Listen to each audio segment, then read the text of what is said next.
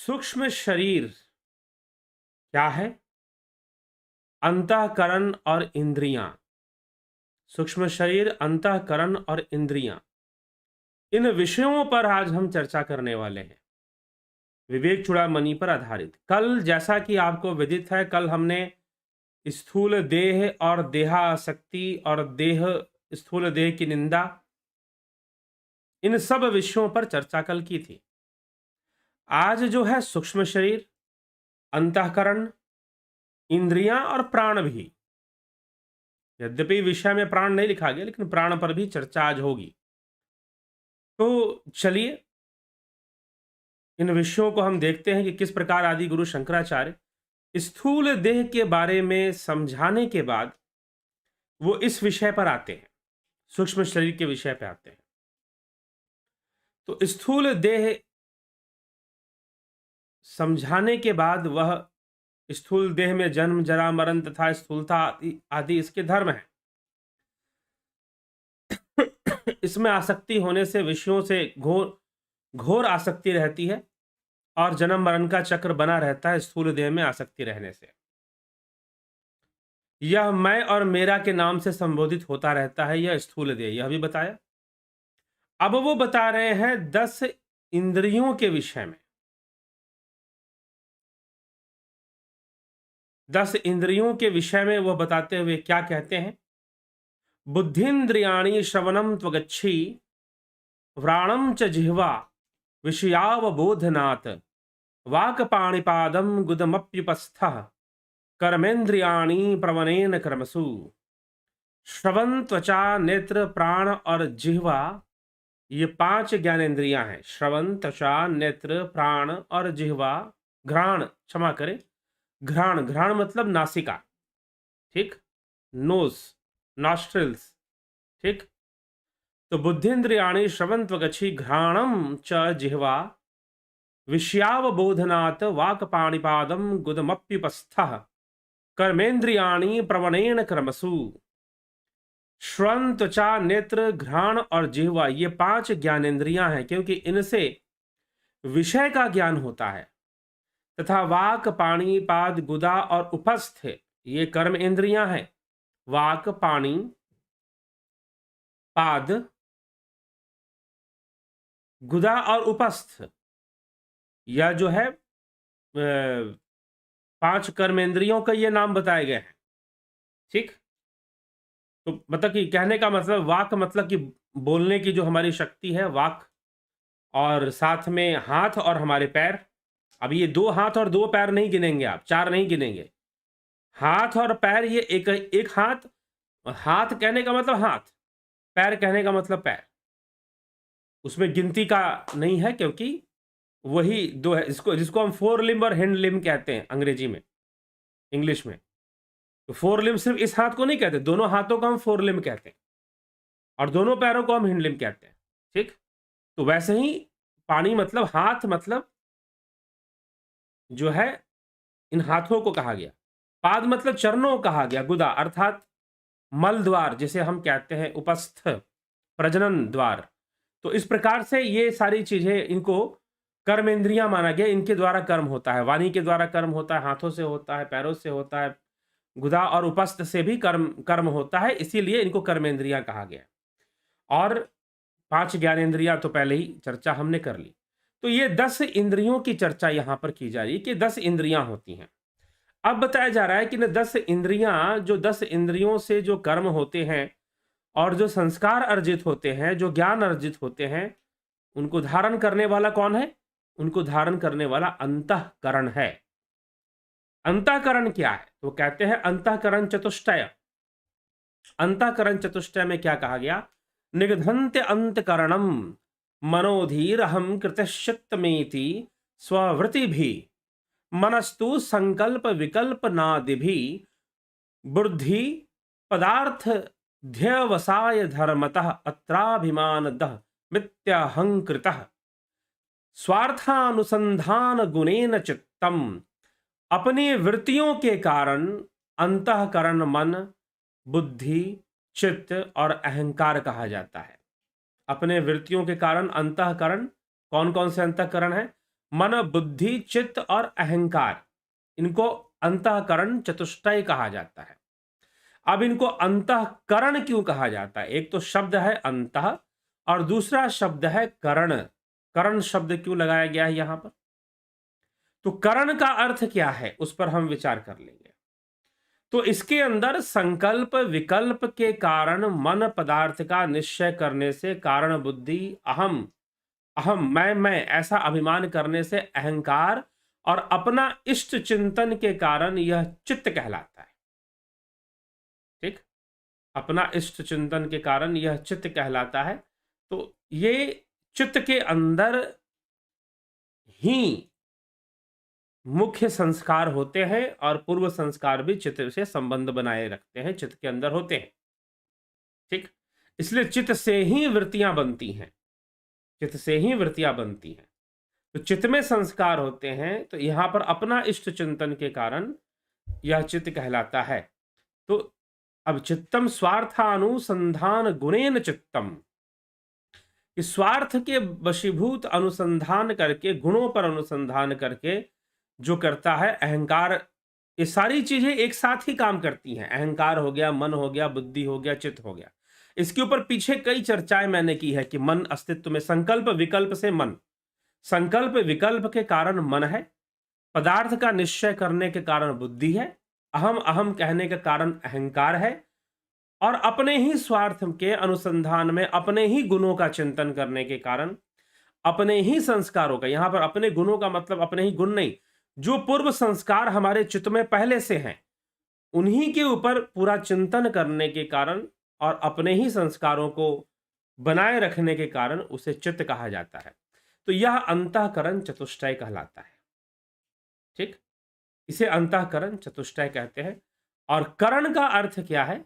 करण का तात्पर्य है यहां पर कि एक तरह से समझ लीजिए उपकरण। उपकरण मतलब कि अब हम कहते हैं ना उपकरण, यहां पर भी करण शब्द जुड़ा हुआ है।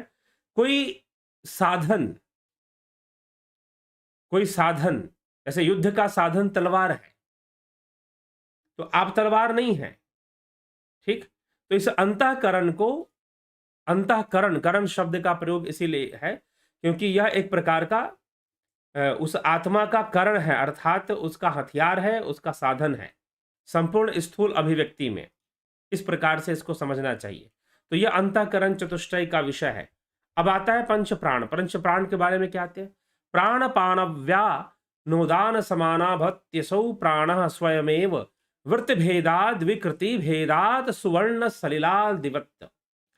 अपने विकारों के कारण सुवर्ण और जल आदि के समान स्वयं प्राण ही वृत्ति भेद से प्राण, अपान, व्यान, उदान और समान, इन 5 नामों वाला होता है। अपने विकारों के कारण सुवर्ण और जल आदि के समान, जैसे कि जल है, अपने ही विकारों के कारण वो अनेक रूप धारण कर लेता है, स्वर्ण भी अनेक रूप धारण कर लेता है।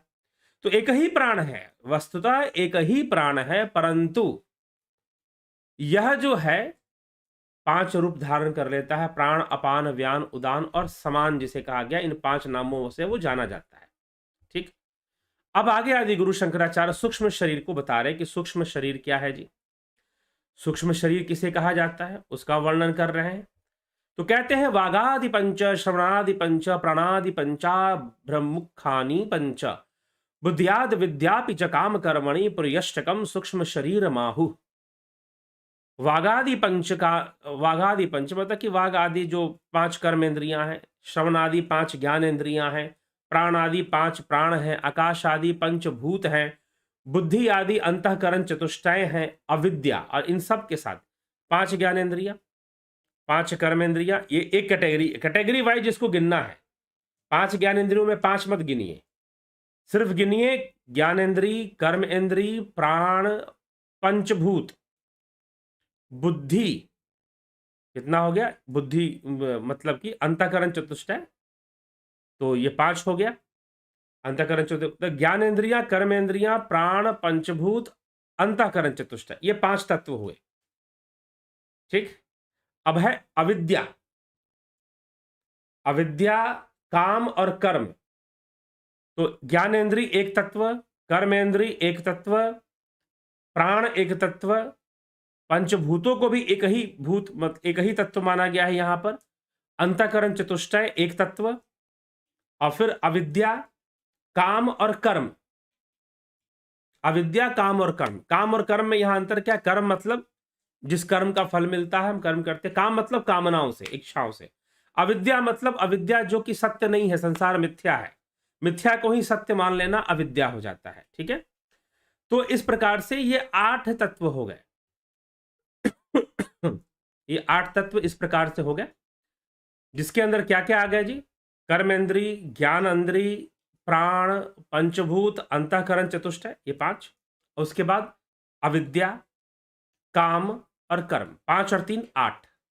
तो इन 8 को मिलकर क्या बनता है? पुर्यष्टक बनता है। पुर्यष्टक तो कहा जा रहा है पुर्यष्टकम सूक्ष्म शरीर माहु, कि इन 8 से मिलकर, इन 8 से कर्मेंद्रिय, ज्ञानेंद्रिय, प्राण, पंचभूत, अंतःकरण, अविद्या, काम और कर्म, इन 8 से मिलकर यह पुर्यष्टक अथवा सूक्ष्म शरीर कहलाता है। पुर्यष्टकम सूक्ष्म शरीर माहु। ठीक, ध्यान से सुनिए, कई बार लोग यह प्रश्न रिपीट करके पूछते रहते हैं कि सूक्ष्म शरीर में क्या क्या है। अब कहोगे आप, यही पर कई प्रकार के लोगों के साथ मतभेद होगा। फिर कहेंगे नहीं नहीं, कर्म इंद्रिया तो स्थूल शरीर का अंग है। जी नहीं, इंद्रियां स्थूल शरीर का अंग नहीं है, मैं कई बार बोल चुका हूं। हाँ, उसकी मैं बृहत व्याख्या नहीं करता था, लेकिन आज यह अवसर है कि हम इसकी पूर्ण व्याख्या हम सुन रहे हैं कि कर्म इंद्रिय क्या है, ज्ञान इंद्रिय क्या है। तो और कर्म इंद्रियां किसका अंग है? सूक्ष्म शरीर का अंग है। ज्ञान इंद्रिय किसका अंग है? सूक्ष्म शरीर का अंग है। स्थूल शरीर का तो मज्जा है, मांस है, हड्डियां हैं, धमनियां हैं। ठीक है, और इनसे बने हुए अलग अलग अंग, जैसे वक्षस्थल है जिसको हम छाती कहते हैं, फिर पीठ है, पैर है, हाथ है, माथा है, आंख है। ये इन मांस, मज्जा, रक्त और हड्डी से ये सारी चीजें बनी हैं, और धमनियों से ये सारी चीजें बनी हैं। तो ये स्थूल शरीर का निर्माण, स्थूल शरीर की पहचान ये है।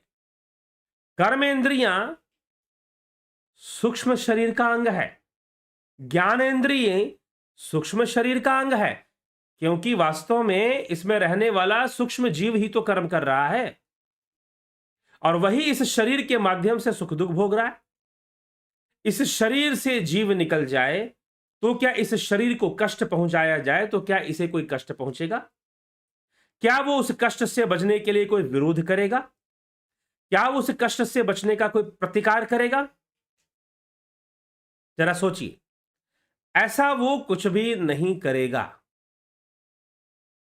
ठीक है, तो इसीलिए हमें इस बात पर थोड़ा सा विचार करके चलना पड़ेगा, और समझने की बात है कि ज्ञानेंद्रिय, कर्मेंद्रिय, यह सब सूक्ष्म शरीर का अंग है, ना कि स्थूल शरीर का। और ज्ञान क्या स्थूल शरीर को ज्ञान होता है? नहीं, जीव को ही ज्ञान होता है, जो सूक्ष्म शरीर के रूप में है उसी को ज्ञान होता है। कर्म भी वही करता है, सुख दुख का भोग भी वही जीव ही करता है। शरीर उसमें बंधन बनता है, शरीर उसमें माध्यम बनता है, बस इतनी सी ही बात है।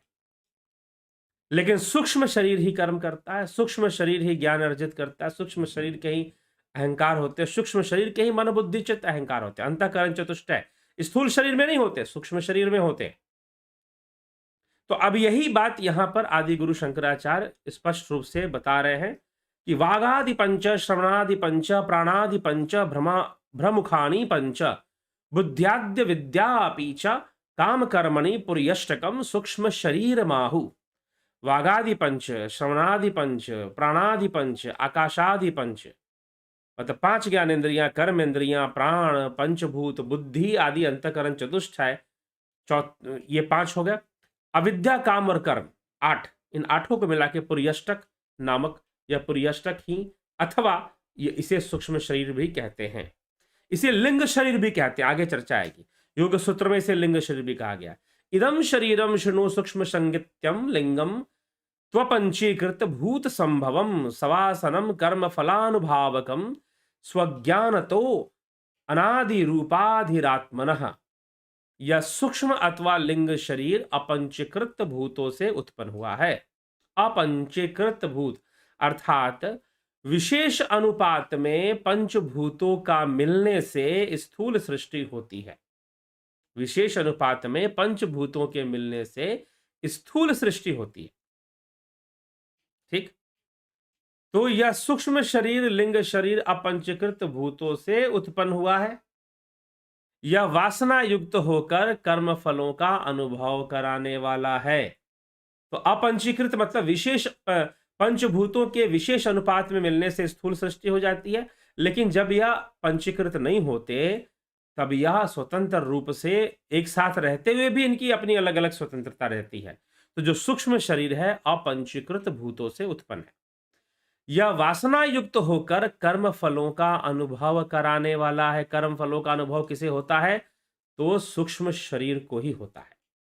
कर्म फलों का अनुभव सूक्ष्म शरीर को ही होता है। इस प्रकार से यह बात बताई गई। और स्वस्वरूप का ज्ञान न होने के कारण आत्मा की अनादि उपाधि भी यह है। ठीक।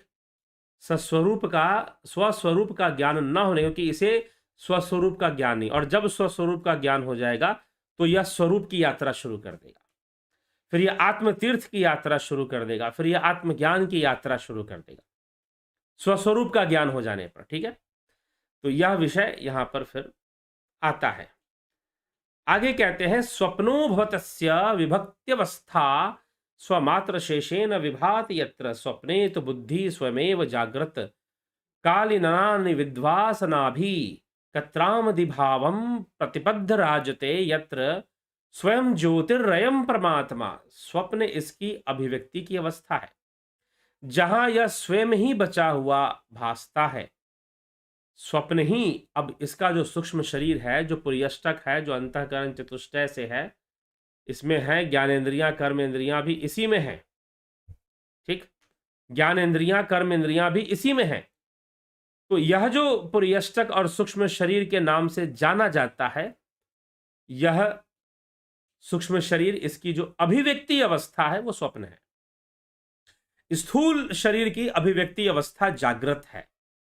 सूक्ष्म शरीर की अभिव्यक्ति अवस्था स्वप्न है। और कारण शरीर की अभिव्यक्ति अवस्था सुषुप्ति है। ठीक। कारण शरीर की अभिव्यक्ति अवस्था सुषुप्ति बनेगी। तो स्थूल शरीर की जागृत अभिव्यक्ति अवस्था, इस पर तो हम चर्चा कर चुके। तो सूक्ष्म शरीर हमें अभिव्यक्त नहीं होता। सूक्ष्म शरीर हमें अभिव्यक्त नहीं होता, लेकिन जो स्वप्न देखते हैं और हम स्वप्न में स्वयं को देखते हैं घूमते फिरते, कभी खुश होते हुए, कभी रोते हुए, कभी परेशान होते हुए, चलता रहता ही। तो सूक्ष्म शरीर की जो यह स्थिति है, इसकी जो अभिव्यक्ति अवस्था है वह स्वप्न है। ठीक है। सूक्ष्म शरीर की अभिव्यक्ति अवस्था स्वप्न है। स्वप्न में जहां यह स्वयं प्रकाश आत्मशुद्ध चेतन ही भासता है, बुद्धि जागृत कालीन नाना प्रकार की वासनाओं में कर्ता आदि भावों को प्राप्त होकर स्वयं ही प्रतीत होने लगती है। ठीक। कर्ता भाव आ जाता है, स्थूल देह में कर्ता भाव आ जाता है। धिमात्र कोपाधिशेष साक्षी न लिप्यते तत्कृत कर्मलेशै यस्माद संगस्तत एव कर्मभीर्न लिप्यते किंचिदुपाधिना कृतये। बुद्धि ही जिसकी उपाधि है, ऐसा वह सर्वसाक्षी उस बुद्धि के किए हुए कर्मों से तनिक भी लिप्त नहीं होता, क्योंकि वह असंग है। अतः उपाधिकृत कर्मों से तनिक भी लिप्त नहीं हो सकता। तो बुद्धि जिसकी उपाधि है, ऐसा वह सर्वसाक्षी उस बुद्धि के किए हुए कर्मों से तनिक भी लिप्त नहीं, अर्थात बुद्धि के किए हुए कर्मों से वह लिप्त नहीं होता, क्योंकि वह असंग है। अब यहां पर आत्मा की बात की जा रही है। वह आत्मा भी इस सूक्ष्म शरीर से असंग है। सर्वव्यापी अतिकरणम लिंगमिदम स्याचिदात्मनः पुंसः वास्यादिकमिव तक्षणस्तेन आत्मा भवत्य संयोगम। यह लिंग दे चिदात्मा पुरुष के संपूर्ण व्यापारों का कारण है। यह लिंग दे चिदात्मा पुरुष के संपूर्ण व्यापारों का कारण है। ठीक ना। तो यह लिंग अर्थात सूक्ष्म शरीर के लिए कहा जा रहा है। सूक्ष्म शरीर एक करण है, एक तरह से एक साधन है, एक हथियार है। ठीक। जिस प्रकार बढ़ई का बसूला होता है, इसलिए यह आत्मा भी असंग है।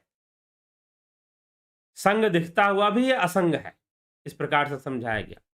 अंधत्व मंदत्व पटुत्व धर्मा सौगुण्य वैगुण्य वशाद चक्षुषा बोधिर्य मुकत्व मुखास्तथैव श्रोत्रादि धर्मा न तु वेतुरात्मनः। नेत्रों के सदोष अथवा निर्दोष होने से प्राप्त हुए अंधापन, धुंधलापन अथवा स्पष्ट देखना आदि नेत्रों के ही धर्म है। इसी प्रकार बहरापन, गूंगापन आदि भी श्रोत्रादि के ही धर्म है, सर्वसाक्षी आत्मा के नहीं। अर्थात आत्मा के सब धर्म नहीं है। अंधा होना, धुंधलापन दिखाई देना या फिर बहरापन, ये सब स्थूल शरीर के ही धर्म बन जाते हैं। और सूक्ष्म शरीर में संकल्प, विकल्प, ये सारी चीजें, कर्म, संस्कार, ये सारी चीजें सूक्ष्म शरीर में ही उसका कारण बनता है। तो सूक्ष्म शरीर ही करता है, वो करने वाला है। कर्ता कहने का मतलब सर्वकर्ता की यहाँ बात नहीं हो रही है। यहाँ पर एक जीव के कर्ता रूप में होने की बात की रही है। यद्यपि प्रकृति के वशीभूत होने के कारण ही वो कर्ता रूप है। ठीक है, सूक्ष्म शरीर भी, जीव भी। तो बस यह समझने की बात है कि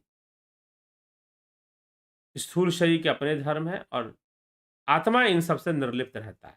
तो सूक्ष्म शरीर की गतिविधियों से भी निर्लिप्त रहता है और फिर साथ ही साथ वह स्थूल शरीर की गतियों से भी निर्लिप्त ही रहता है। तो यह निर्लिप्तता आत्मा में बनी रहती है।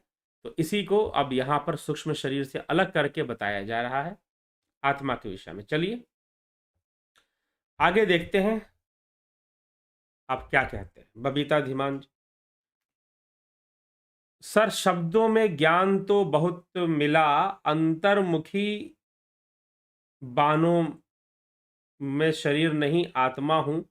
मुख से बहुत रटा पर अंदर प्राप्ति नहीं मिलती ते अपने आपने ध्यान योग सिखाया, आपके ये उपकार अमूल्य हैं।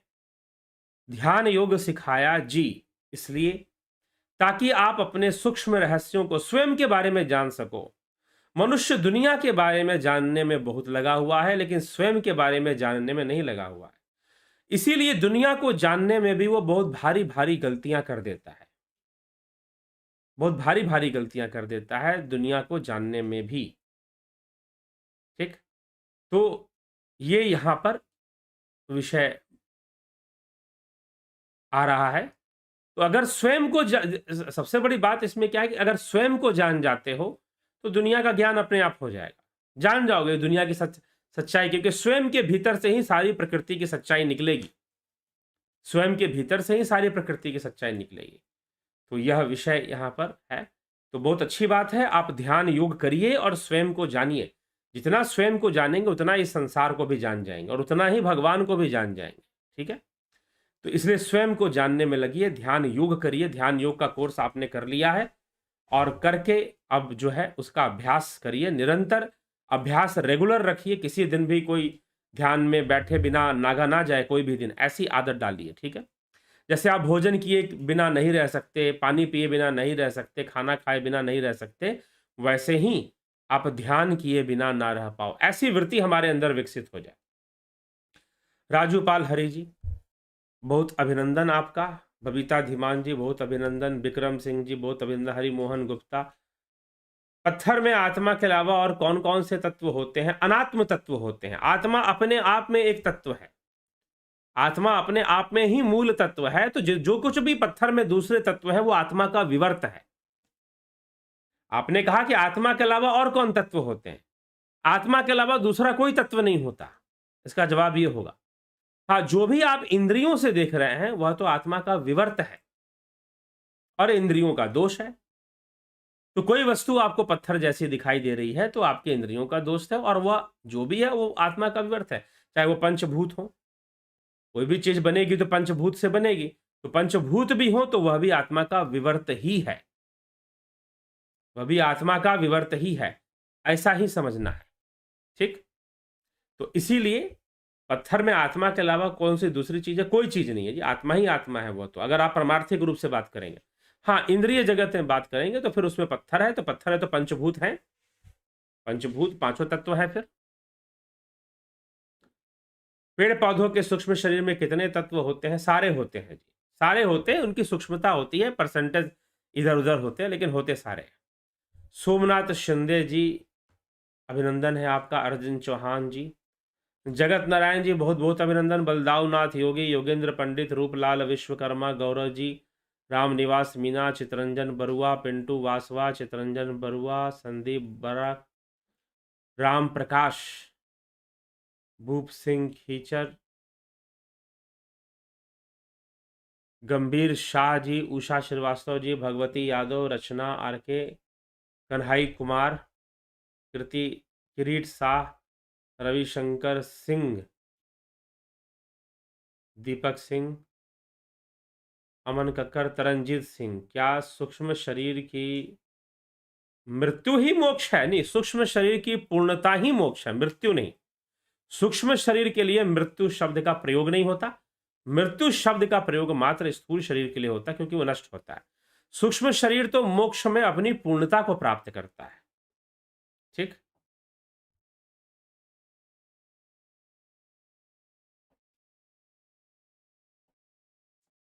इस तरह से इसको समझना चाहिए।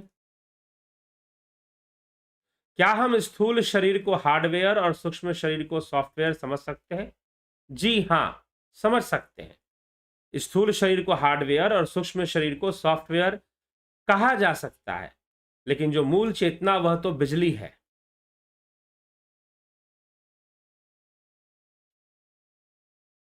आत्मा का कभी जन्म नहीं होता। यह सूक्ष्म शरीर कहां से पैदा हुआ? यह विवर्त के रूप में पैदा हुआ। इसलिए सूक्ष्म शरीर की सत्ता भी इंद्रियों के अधीन ही है, इंद्रियों से परे नहीं है। विवर्त के रूप में पैदा हुआ, या आपके लिए पैदा हुआ, आत्मा के लिए कुछ भी नहीं पैदा हुआ। समंदर के लिए ना कोई लहर उठी और ना कोई उसमें समा गई। समंदर तो समंदर है, आपके लिए है कि भाई दिखाई दे रहा है कि लहरें उठ रही हैं। ठीक, तो सूक्ष्म शरीर वास्तव में कहीं पैदा नहीं हुआ, और ना वो आत्मा से पैदा हुआ, बल्कि वह हमारे लिए है, हम शरीरधारियों के लिए है, कर्म संस्कार वालों के लिए है। ठीक है, जयंती दत्ता जी बहुत अभिनंदन। जयंती भाई पटेल, संजय सोदिया, गौरव जी। क्या आत्मा और सूक्ष्म शरीर में कोई फर्क है? जी हाँ, बहुत फर्क है। आत्मा सर्वव्यापी है, सूक्ष्म शरीर सर्वव्यापी नहीं। आत्मा हृदय गुहा में है, सूक्ष्म शरीर हृदय गुहा में नहीं। आत्मा एक तत्व है, सूक्ष्म शरीर 8 तत्व है। यहां पर 8 तत्वों की चर्चा हुई। कर्मेंद्री, ज्ञानेन्द्रीय, पंच प्राण, पंचभूत, अंतःकरण, चतुष्टय, अविद्या, काम और कर्म। इस प्रकार से 8 तत्वों को पुर्यष्टक कहा गया। तो 8 तत्व है इसमें, तो इसलिए अंतर है, काफी अंतर है। सूक्ष्म शरीर आत्मा एक चीज नहीं, आत्मा एक तत्व है।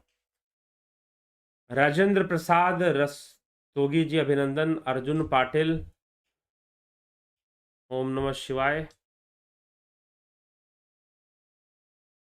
पुतुल सिन्हा, शंकर राजपूत, अजीत अपराजित, जय श्रीतान गुरु जी, ओम तत्सत गुरु जी। क्या जब अंतःकरण कोई डिसीजन देगा तभी इंद्रियों द्वारा बुद्धि डिसीजन देगी? बुद्धि, अंतःकरण में जो बुद्धि है वो डिसीजन देगी।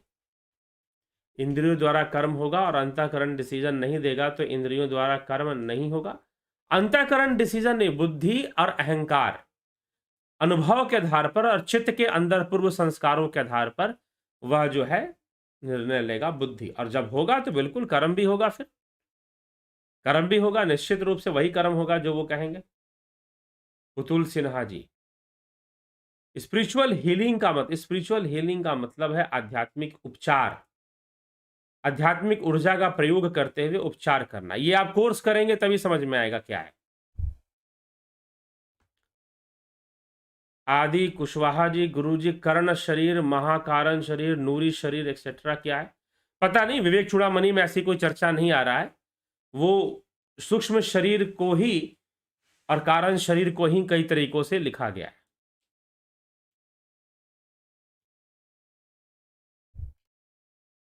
चित्त किस शरीर में? चित्त तीनों में रहता है जी, स्थूल में भी रहता है, सूक्ष्म में भी रहता है, कारण में भी चित्त बना रहता है। कर्म सब में नहीं होते, कर्म कारण में नहीं होते हैं, लेकिन चित्त बना रहता है।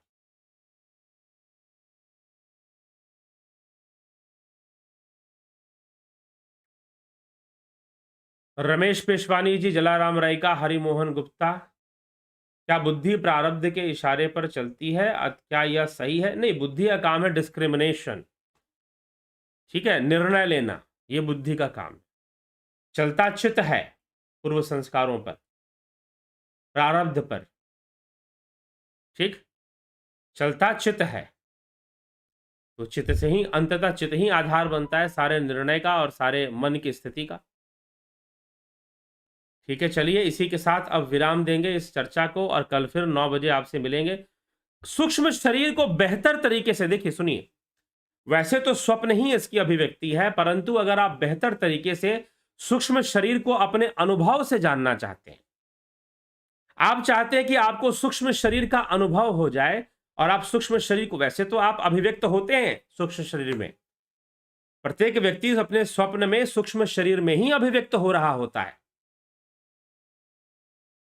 ठीक है, परंतु अब जो है उसका स्पष्ट अनुभूति हमें प्राप्त हो सचेत अवस्था में, उसकी स्पष्ट अनुभूति अगर आप करना चाहते हैं सूक्ष्म शरीर का, तो ध्यान योग कोर्स ज्वाइन कर लीजिए, जो 29 तारीख से 29 नवंबर से 29 नवंबर से जो शुरू हो रहा है ध्यान योग कोर्स।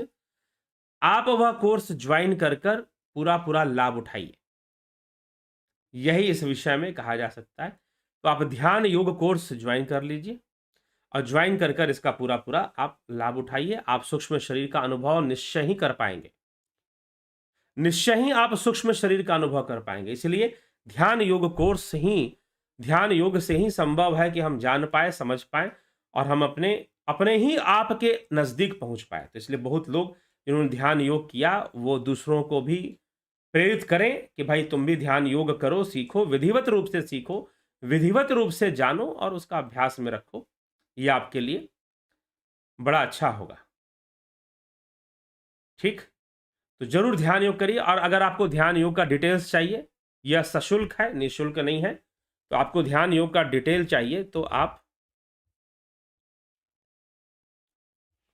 इस नंबर पर आप संपर्क कर लें और संपर्क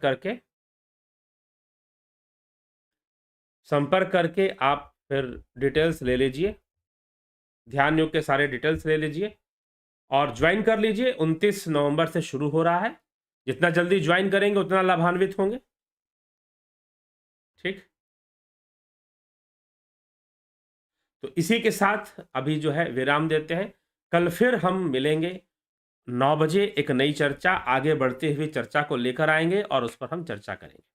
तो चलिए, बहुत बहुत आभार आप सभी का जुड़े रहने के लिए, बने रहने के लिए। और अगर आपको लगता है कि यहाँ दी जाने वाली जानकारी या फिर जो बातें हैं शास्त्रों से, अध्यात्म से, साधना के संदर्भ में जो बातें बताई जा रही हैं वो श्रेष्ठ हैं, आप जरूर शेयर कीजिए, आप जरूर शेयर कीजिए।